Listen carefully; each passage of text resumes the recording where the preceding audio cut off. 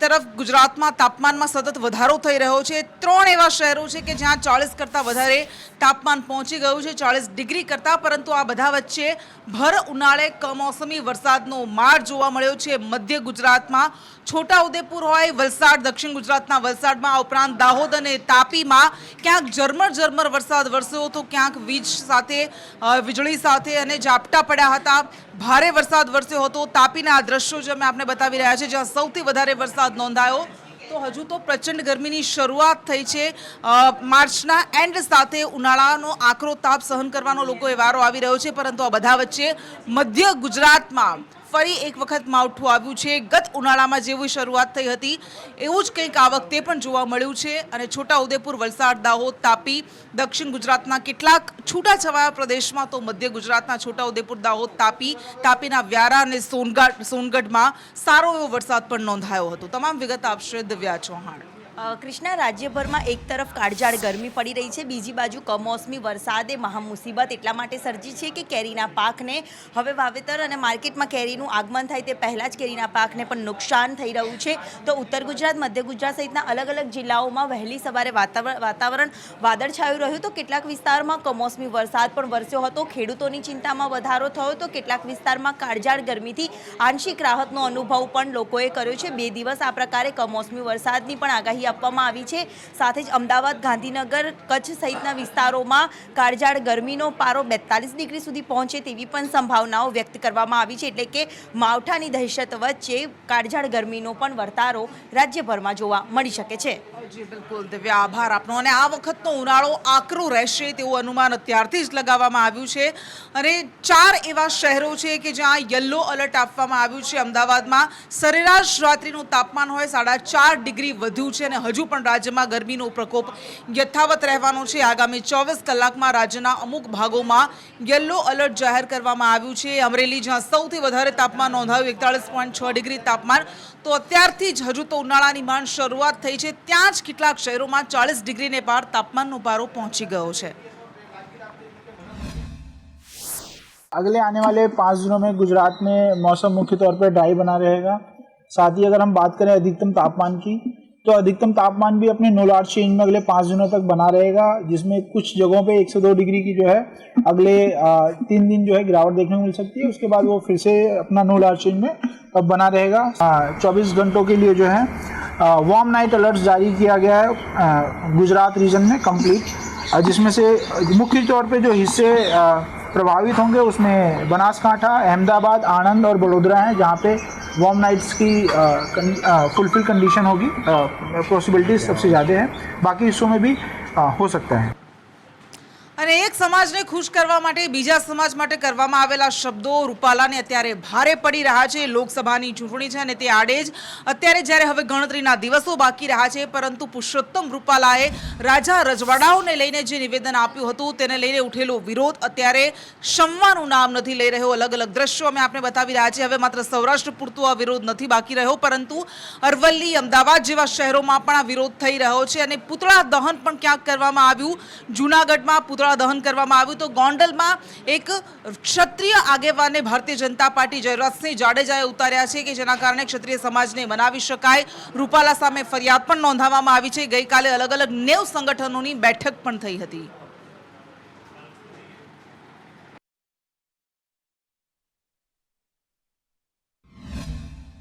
જી હા, સમાધાન જો અમારા પક્ષમાં હશે તો અમે સમાધાનને સ્વીકારશું। જે પણ રાજકીય લેવલે ત્યાં ધારાસભ્યો, મને અત્યારે જાણ થઈ કે ત્યાં સંસદ સભ્યો પણ બધા હાજર રહેવાના છે, અને જો સમાધાન અમારા પક્ષમાં હશે એટલે આખા સમાજની માંગ છે, મારી કોઈ પોતાની વ્યક્તિદીઠ માંગ નથી કે ભાઈ રૂપાલાભાઈની ટિકિટ રદ થવી જોઈએ, તો અમે એ લોકોની સાથે છીએ। અને જો સમાધાનમાં એવું હશે કે રૂપાલાભાઈ જાહેરમાં આવીને પણ માફી માગે તો એ ક્ષત્રિય સમાજને સ્વીકાર્ય નથી। હવે માંગ શું છે તમારી મુખ્ય? માંગ એક જ છે કે રૂપાલાભાઈની ટિકિટ રદ થવી જોઈએ। એવું ન થાય તો સમાધાનને તમે સ્વીકારશો કે શું? જી ના, સમાધાનને તો સ્વીકારશે નહીં કોઈ સમાજ આખો, અને હું પણ ખુદ સમાધાનને એ સ્વીકારાય જ નહીં, કેમ કે અમે ક્ષત્રિય સમાજ કોઈથી ઝૂકો નથી, ઝૂકશે પણ નહીં। અને આ તો બેનું દીકરીઓનો પ્રશ્ન છે, અને હું તો બધા સમાજનાને કહું છું કે બેનું દીકરીઓ એ સમાજ માટે ઘરેણું કહેવાય। અને જો આમાં માફી આપવામાં આવે તો કાલ સવારે બીજા પણ બોલવાની હિંમત રાખશે।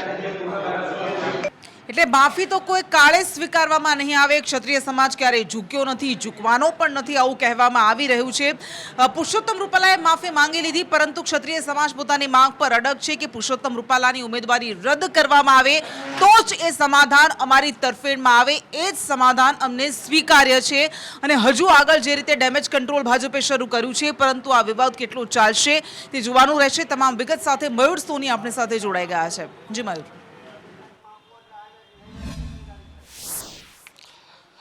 બિલકુલ કૃષ્ણા, જે પ્રકારે છેલ્લા 3 દિવસથી પ્રયાસ થઈ રહ્યા છે કે પુરુષોત્તમ રૂપાલા અને ક્ષત્રિય સમાજ વચ્ચેનો જે વિવાદ છે તે શાંત પડી જાય અને તેના માટે અલગ અલગ સ્થળે બેઠકો પણ યોજવામાં આવી રહી છે. ખુદ CR પાટીલ રાજકોટ આવ્યા હતા, ત્યારબાદ આજે સુકાન સોંપવામાં આવ્યું છે પૂર્વ ધારાસભ્ય જયરાજસિંહને, કારણ કે જયરાજસિંહને તમામ ક્ષત્રિય સમાજના આગેવાનો છે તે સાંભળે છે, માને છે. આ સાથે જ ગધેથળના જે લાલ બાપુ છે તેને પણ આ આખા વિવાદની અંદર વિવાદ શાંત પાડવા માટે વચ્ચે લાવવામાં આવે તે પ્રકારના પ્રયાસો ત્યારે થઈ રહ્યા છે. પરંતુ ક્ષત્રિય સમાજના જે યુવાનો છે, મહિલાઓ છે, એ કોઈ કાળે માફીની વાતને માનવા તૈયાર નથી. તેમની એક જ માંગ છે કે રાજકોટની બેઠક ઉપરથી બીજેપી પોતાનો ઉમેદવાર બદલાવી નાખે, પુરુષોત્તમ રૂપાલા છે તેમની ઉમેદવારી રદ કરવામાં આવે અને નવો ઉમેદવાર આવે તો જ ક્ષત્રિય સમાજ છે તે શાંત પડી જશે. હાલ ન માત્ર રાજકોટ પરંતુ સમગ્ર સૌરાષ્ટ્રની અંદર જ્યાં જ્યાં પણ ક્ષત્રિય સમાજના આગેવાનો છે, સંગઠનો છે, એ પોતાની વાતને લઈને વિરોધ કરી રહ્યા છે. ક્યાંક અલગ અલગ પ્રકારે વિરોધ છે, ક્યાંક ટાયર સળગાવવામાં આવ્યો છે, ક્યાંક પુતળા દહન કરવામાં આવ્યો છે. પરંતુ આ વિરોધ હજુ શાંત થાય અથવા તો સમાધાન થઈ જાય એવા કોઈ અણસાર ચિહ્નો દેખાતા નથી. કૃષ્ણા, મયુર, આભાર આપનો. અને શબ્દોએ છેડેલી ચિંગારી હવે આગમાં પરિવર્તિત થઈ ગઈ છે. કોઈ પણ કાળે તેઓ માફી કરવા માટે, માફી આપવા માટે તૈયાર નથી. અને મહિલા આગેવાનો, ક્ષત્રિય સમાજની મહિલા આગેવાનો કહી રહી છે કે મા દીકરીઓ પર કરવામાં આવેલું આ નિવેદન છે, અમે માફી કેવી રીતે આપી શકીએ. ગીતાબા પરમાર કે જેઓ ક્ષત્રિય સમાજમાં મહિલા આગેવાન છે, તેમણે સંદેશ ન્યૂઝ સાથે ખાસ વાતચીત કરી અને તેમણે શું કહ્યું તે સાંભળીએ.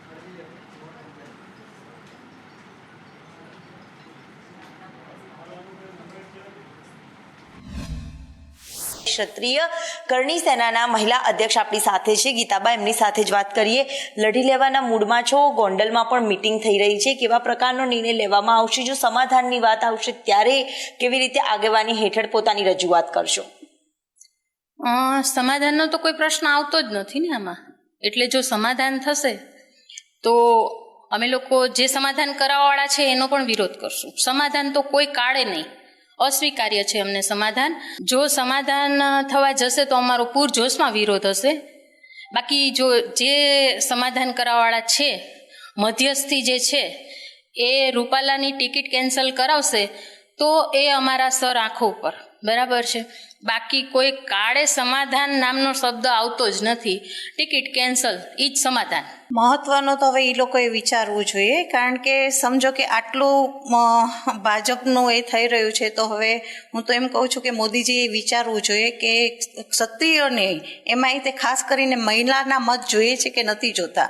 અગર જો મહિલાને સાથે રાખીને કામ કરશે અને અમારો પક્ષ લેશે મોદીજી, તો અમે ભાજપનું અત્યાર સુધી ભાજપ સિવાય કોઈને અમે વોટ આપ્યા જ નથી, પણ ભાજપને આગળ જઈને અમારે વોટ આપવા કે નહીં એ હવે મોદીજીએ અને જે બી ભાજપમાં છે એ લોકોએ વિચારણ. બાકી આને તો જો લેશે તો પછી અથવા તો જે સમાધાન કરાવશે એ પણ હવે અમારે ન જોઈએ. કેમેરામેન પુખરાજ શર્મા સાથે દિવ્યા ચૌહાણ, સંદેશ ન્યૂઝ, અમદાવાદ.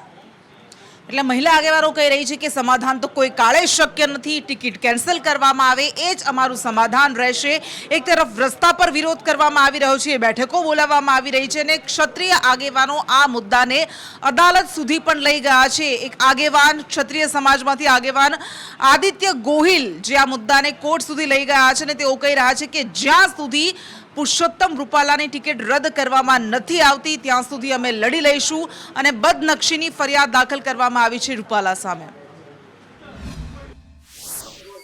ભાજપના લોકસભાના ઉમેદવાર પુરુષોત્તમ રૂપાલા દ્વારા એક ચૂંટણી સભાની અંદર એક નિવેદન કરવામાં આવ્યું ને તેને લઈને ક્ષત્રિય સમાજ છે તેની લાગણી દુભાઈ હતી. આ મામલે જો કે પુરુષોત્તમ રૂપાલાએ માફી માંગી લીધી છે, પરંતુ ક્ષત્રિય સમાજ છે તે માફ કરવા તૈયાર નથી.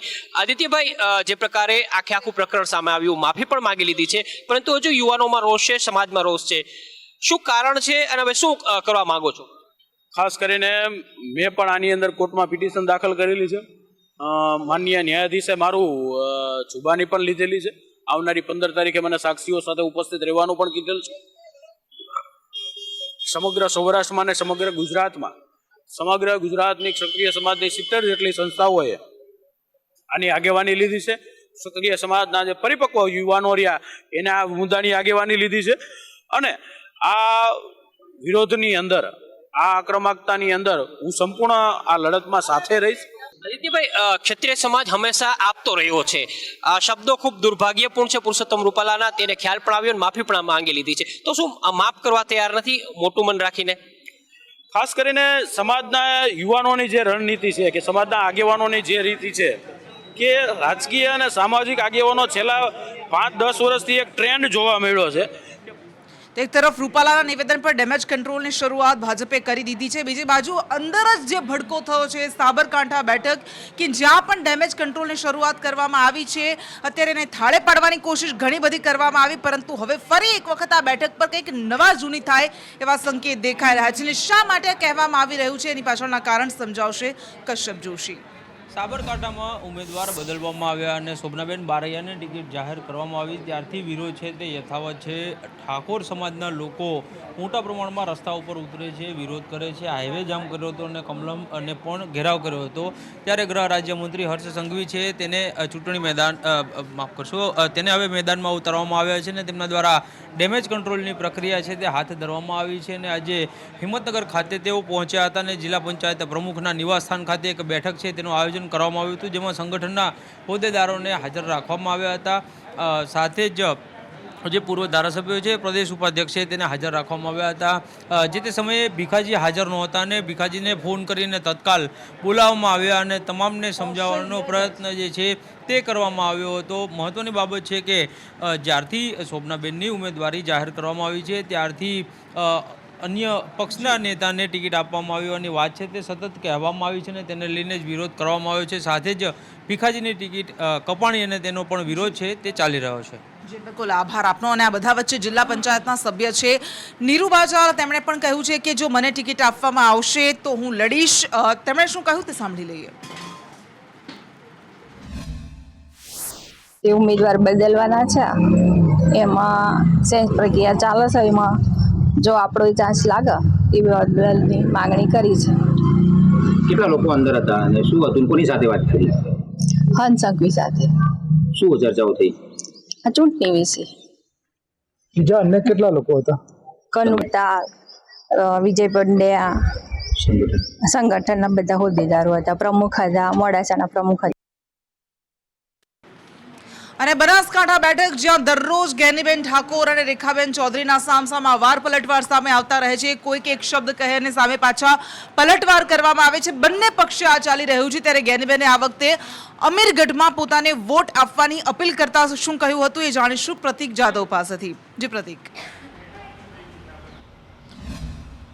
કૃષ્ણા, જ્ઞાનીબેન ઠાકોરનું નામ જાહેર નહોતું થયું તેના પહેલાંથી જ જ્ઞાનીબેને પોતાનો પ્રચાર શરૂ કર્યો હતો અને પ્રચાર જ્યારે પણ જ્ઞાનીબેન કરવા જાય છે ત્યારે તે વિપક્ષના નેતા અને વિપક્ષના ઉમેદવાર સામે તે હંમેશા પ્રહાર કરતા જોવા મળે છે. અમીરગઢમાં જ્યારે તેમણે સભા સંબોધી હતી ત્યારે તેમણે રેખાબેનને આયાતી ઉમેદવાર કહી દીધા અને એ સાથે તેમણે કહ્યું છે કે તે પોતાની જીદ ઉપર, મનમાની ઉપર મેદાનમાં ઉતર્યા છે. આ સાથે જ તેમણે શંકર ચૌધરી ઉપર પ્રહાર કરવાનું પણ ચૂક્યા ન હતા. જ્યારે પણ જ્ઞાનીબેન ઠાકોર અલગ અલગ વિસ્તારોમાં સભા સંબોધતા હોય છે, પ્રવચન આપતા હોય છે ત્યારે શંકર ચૌધરી ઉપર અચૂક પ્રહાર કરતા હોય છે, કારણ કે રેખાબેનની બેકબોન શંકર ચૌધરી માનવામાં આવે છે. સમગ્ર બનાસકાંઠામાં શંકર ચૌધરીનું ખૂબ સારું પ્રભુત્વ છે અને તે મોટા ભાગના જે મત છે તે તોડી શકે તેવું છે. ત્યારે જ્ઞાનીબેન જ્યારે પણ તેમની સભા સંબોધતા હોય ત્યારે શંકર ચૌધરી ઉપર નિશાન સાધતા હોય છે. ત્યારે તેમણે અમીરગઢમાં પણ શંકર ચૌધરી ઉપર પ્રહાર કર્યા હતા. તેમણે કહ્યું હતું કે એક વ્યક્તિએ બનાસ બેંક અને બનાસ ડેરીને બાંધમાં લીધી છે. અમારે રબર સ્ટેમ્પની જેમ કામ નથી કરવાનું. આ જ કારણથી હું અમીરગઢની જનતા પાસે આશીર્વાદ માંગી રહ્યું છે કે તમે બનાસની બેનને જીતાડો અને આ રબર સ્ટેમ્પ પ્રમાણે જે કામગીરી થઈ રહી છે તે કામગીરીને અટકાવો. જી બિલકુલ પ્રતિક, આભાર આપનો. અને ભરૂચમાં જે રીતે અત્યારે માહોલ જામ્યો છે, રાજકીય ગરમાવો સતત દરરોજ વધતો જઈ રહ્યો છે. કારણ કે એક તરફ આમ આદમી પાર્ટીના ઉમેદવાર ચૈતર વસાવા છે, ભારતીય જનતા પાર્ટીના ઉમેદવાર મનસુખ વસાવા છે, એ બંને વચ્ચે તો જંગ જામ્યો છે. પરંતુ છોટુ વસાવાએ પણ પોતાની નવી પાર્ટી રચીને આ વખતે તેમાં ઝંપલાવ્યું છે અને છોટુ વસાવા લોકસભા ચૂંટણી માટે પણ પોતાના કેટલાક ઉમેદવારો ઉતારશે. તમામ વિગતો આપશે આઝમ સાલે. જી આઝમ.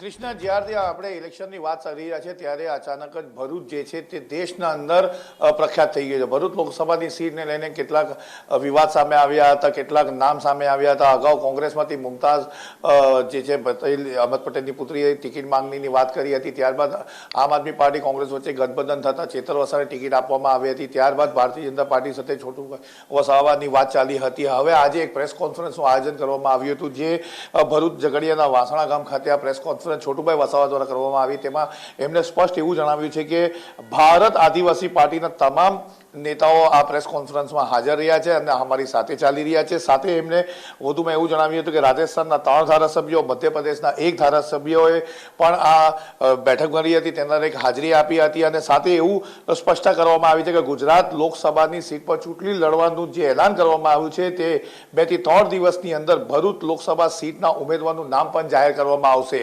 અને બીજી તરફ આપણે જ્યારે ભરૂચની વાત કરી રહ્યા છીએ ત્યારે અવેસીની પણ વાત ચાલી રહી છે કે એ પણ પોતાના ઉમેદવાર મોકલશે. એટલે હવે ભરૂચ લોકસભાની સીટના ઉપર રસપ્રદ જોવાની મળશે. જી બિલકુલ આઝમ, આભાર આપનો. એટલે ભરૂચ એ બેઠક છે કે જે આ વખતે ચતુષ્કોણીય જંગ જામવાનો છે, કારણ કે એક તરફ કોંગ્રેસ, એક તરફ ચૈતર વસાવા આમ આદમી પાર્ટીના ઉમેદવાર છે, ભાજપ છે, પરંતુ આ બાજુ AIMIM પણ લડવાનું છે અને છોટુ વસાવા પોતે પણ લડશે તેવી જાહેરાત કરી દીધી છે.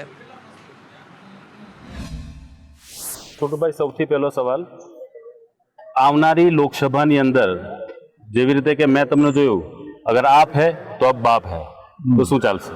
આ બાપ પાર્ટીને હવે બીજા બાપ મળી ગયા છે એટલે જોરથી આવશું અમે એની સામે. મનસુખ એ ભરૂચ જિલ્લાનું દુઃખ છે, એ અમારું સુખ નથી. એટલે મનસુખને બદલીને સુખ આપે એવા માણસને અમે શોધમાં છીએ ને એ 2 દિવસની અંદર એ માણસને અમે એનું નામ આપશું. દેશને શા માટે અમે બાકાત રાખીએ? અમારા લોકો તો બધે પરેશાન છે આખા દેશની અંદર. ક્યાં અમને કોઈ રાજ મળેલું છે? આઝાદી જેવું છે જ નથી આદિવાસી વિસ્તારોમાં. છે આઝાદી કોઈ? અમારા લોકો દલદલ ભટકીને ભીખ માગે છે આજે નોકરી માટે, અમારા યુવાનો શિક્ષણ માટે.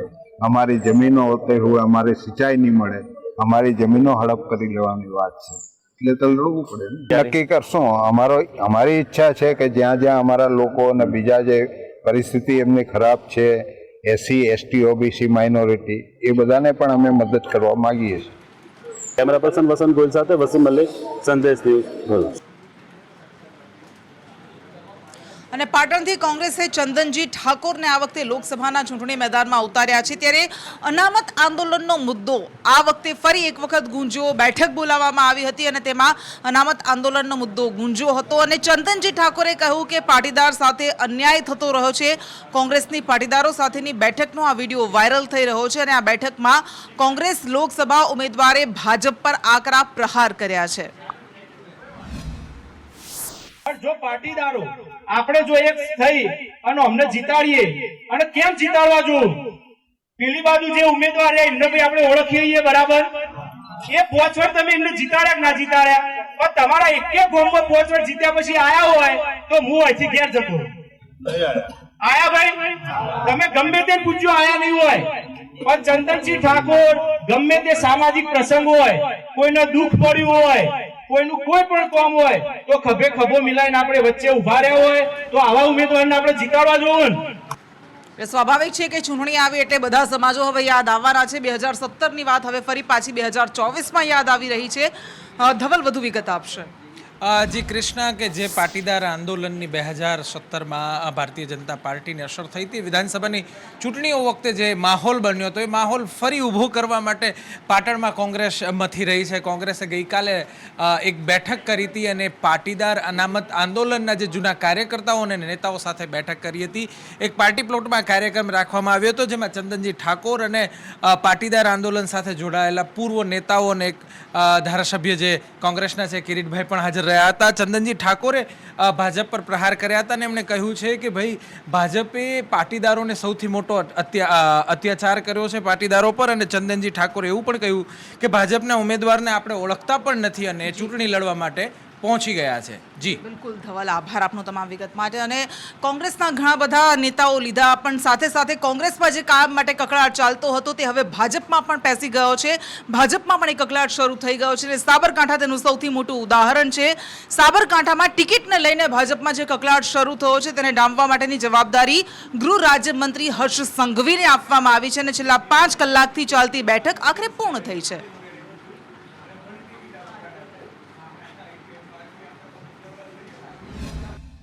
સાબરકાંઠામાં જે હર્ષ સંઘવી આવ્યા હતા અને આપણી સાથે જોડાયેલા છે અરવલ્લીથી ધવલસિંહ ઝાલા, તેમની સાથે ચર્ચા કરીશું. ધવલસિંહ, આજે જ્યારે લોકોનો વિવાદ હોય તે મુદ્દે ક્યાંક આવ્યા હોય તેવું નથી લાગતું, શું કહેશો? મને તો આજના દિવસમાં કોઈ વિવાદ દેખાયો નથી, કારણ કે હોઈ શકે, સ્વાભાવિક છે કે એક ઉમેદવારના નામમાં થોડોક ચેન્જીસ આવ્યા છે અને આખા ગુજરાતના રાજકારણ સાથે ઉમેદવારને જોતા હોય છે. એવા સંજોગોની અંદર અહીંયા જે ચર્ચાનો વિષય હતો એ કોઈ એવો વિષય મને નથી લાગ્યો કે ભાઈ ઉમેદવાર બદલીને નવો લાવો કે આ લાવો. ક્યાંક કોઈ જગ્યાએ કોઈ વ્યક્તિગત સ્વાર્થ માટે કોઈક બોલ્યું હોય તો વાત અલગ છે, પરંતુ એવું સ્પષ્ટ કહું છું કે અહીંયા ચર્ચા માત્ર એટલી જ હતી કે ભારતીય જનતા પાર્ટીના ઉમેદવાર કોઈ પણ હોઈ શકે, પછી એ ઉમેદવાર જે પણ હોય, પણ સાબરકાંઠા સીટને આપણે 5 લાખ મતથી કેવી રીતના જીતવી, કારણ કે આ ચર્ચા ઉમેદવારોને નક્કી થયા પહેલાં પણ હતી અને સ્વાભાવિક તમામ કાર્યકર્તાઓ એડી ચોટીનું જોર લગાવીને 5 લાખથી વધુ માટે ચિંતા કરતા હોય છે. કોઈક હિતવાંચુઓ કદાચ કોઈને દુઃખ થયું હોય, કોઈના કારણથી 1-2 દિવસ માટેનો સમય હોઈ શકે છે કે આ પ્રકારનું, પણ આજના દિવસમાં મને એવો કોઈ વિષય લાગ્યો નહીં. હર્ષભાઈ સંઘવી માન્ય મંત્રીશ્રી અને હંમેશા કામ કરતા આવ્યા છે અને કાર્યકર્તાઓને સાંભળતા હોય છે ને એમના કાર્યકર્તાઓને એમના પ્રત્યે પ્રેમ બી બહુ છે, એટલે સ્વાભાવિક છે કે એમને અહીંયા મોકલ્યા છે કાર્યકર્તાઓ માટે ચર્ચા કરવા. સાથે આ એક મંત્રીશ્રી નહીં, પરંતુ આવનારા દિવસોની અંદર નાના મોટા તમામ મંત્રીશ્રીઓ આવવાના, કેબિનેટ CM સાહેબની બી સભાઓ થવાની, CR પાટીલ સાહેબની બી થવાની, માન્ય વડાપ્રધાનની પણ થવા થઈ શકે એમ છે અને તમામ લોકો અહીંયા ગાડી આવવાના જ છે. અને હવે કઈ રીતે લોકોને ઠગવામાં આવે છે, દરરોજ કંઈક અલગ અલગ કિમિયા અપનાવવામાં આવે છે અને લોકોને ઠગવા માટેના અલગ અલગ કાવતરા શોધવામાં આવે છે, પરંતુ આ વખતે આણંદના સાયબર ગઠિયાઓએ એક નવો જ કિમિયો અપનાવ્યો અને મંદિરના ગાદીપતિ સાથે ઠગાઈનો પ્રયાસ કર્યો છે. કેવી રીતે, જાણીશું ઇરશાદ સૈયદ પાસેથી.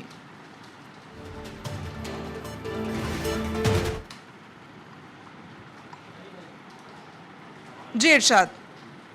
જે મુંબઈ ક્રાઇમ બ્રાન્ચમાંથી ફોન હતો એવું જણાવવામાં આવ્યું હતું ગઠિયાઓ દ્વારા, અને તેઓનો કેટલોક સામાન સીઝ કરવામાં આવ્યો છે, જેમાં ડ્રગ્સ સહિતની વસ્તુઓ હોવાનું જણાવ્યું હતું અને તેઓની પાસેથી 1.5 કરોડની રકમ માંગવામાં આવી હતી, જે ખાતામાં ટ્રાન્સફર કરવા માટે કહેવામાં આવ્યું હતું.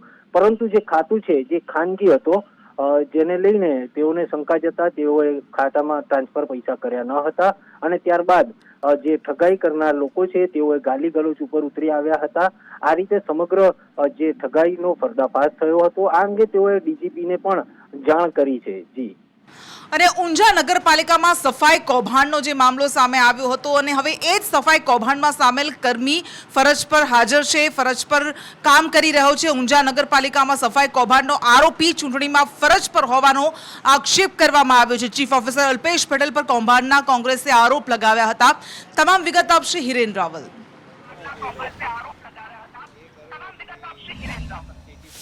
કોંગ્રેસના મહામંત્રી નરેન્દ્ર પટેલ દ્વારા આ ફરિયાદ કરવામાં આવી છે અને ઊંઝા નગરપાલિકામાં સફાઈ કૌભાંડમાં આરોપી તરીકે જેમનું નામ છે અને હાલ વિજાપુરમાં ચીફ ઓફિસર તરીકે ફરજ બજાવનાર વ્યક્તિ સામે ફરિયાદ કરવામાં આવી છે.